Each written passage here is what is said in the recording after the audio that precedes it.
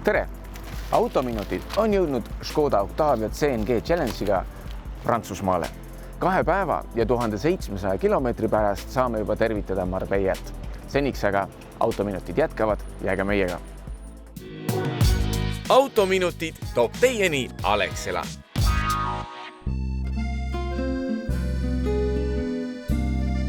Oluline peatus tuleb veel teha, nimelt kuna me Dijonis oleme, siis tuleb siit kindlasti sinepit kaasa osta. No nii, vali välja ja vii koju.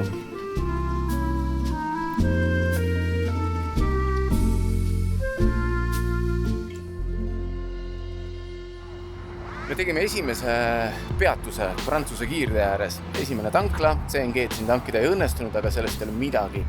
Hoopis meeldiv üllatus tabas meid, sest et siin on kuidagi väga puhas ja korras kõik. WC on tasuta, siin on palju erinevaid piknikupaiku ja hoopis teine kliima ja keskkond kui Saksamaa või Poola kiirteede ääres.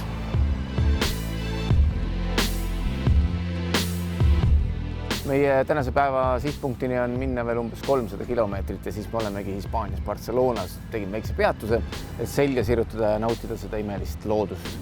Aga rääkides teemaksudest, Baltikum ja Saksamaa, sealt saab tasuta kasutada kõiki teid. Küll aga Poolast tuleb mõningate kiirteede peal raha välja käia ja samamoodi Prantsusmaal ja Hispaanias on kiirteed tasulised. Saab maksta kaardiga, saab maksta sularahas, kõik see käib imekähku ja see on imelihtne. Tšehhis ja mõningates muudes Euroopa riikides tuleb aga kasutada vinjette. Vinjetid saab eraldi osta ja nad peavad olema auto esiklaasil nähtaval kohal. Võrreldes Saksamaaga möödus Prantsusmaa väga kiirelt. Ma ei tea, milles siin põhjus on. Minul isiklikult meeldib Prantsuse liiklus tunduvalt rohkem. See on rahulikum, sujuvam ja olgem ausad ka kiirteede ääres on rohkem loodust, inimtegevust ja see kõik tundub nagu kuidagi rohkem päris olevat. Küll aga ei saa jätta märkimata, et CNG tanklatega ei ole Prantsusmaal lood kõige paremad. Neid on vähe, väga pingsalt tuleb jälgida, et mõnda tanklat vahele ei jäta ja võib juhtuda tõesti nii, nagu meil juhtus, et CNG tankla asus 10 kilomeetrit kiirteest eemal kusagil linna servas kohas, mida tavatingimustes ei oskaks isegi külastada ega sellisest asumist CNG tanklat otsida.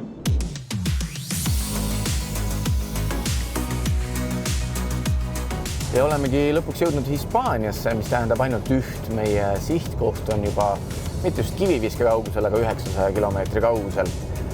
Tegime vahepeatuse Barcelonas, et ööbida ja linn on küll suur, aga sellegi poolest väga sõbralik ka CNG auto kasutajale. Seal on üsna palju CNG tanklaid. Tegime teise tankimispeatuse Hispaanias Tarragota linnas ja siit on jäänud meie teekonna lõpuni umbes 850 kilomeetrit.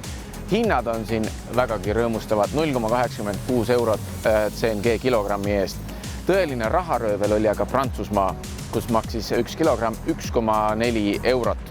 Meie eelarve on aga kergelt öeldes lõhki läinud. Hetkel oleme kulutanud kütusele 193 eurot ja 35 senti.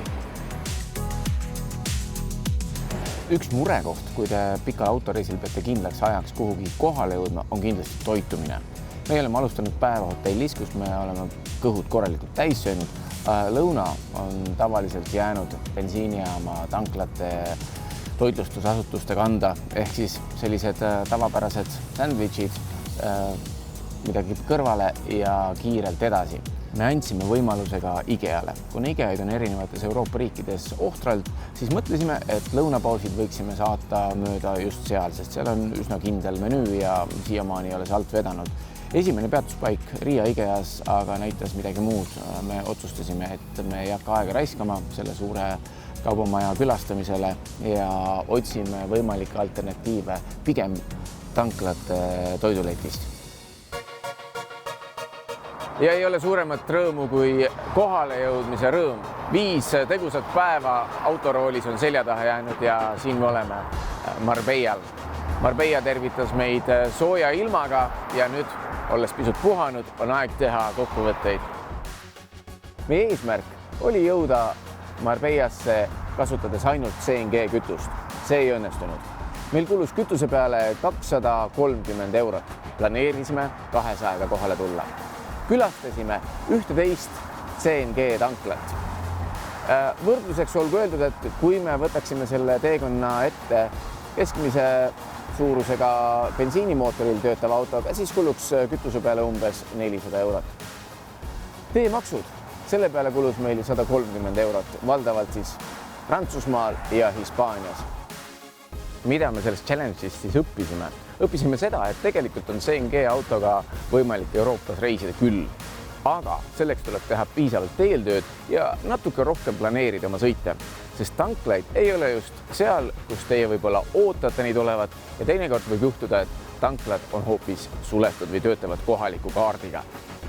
Aga teiega kohtume juba järgmisel nädalal autominutites, kui me oleme Marbeiast naasnud. autominutid toob teieni Alexela.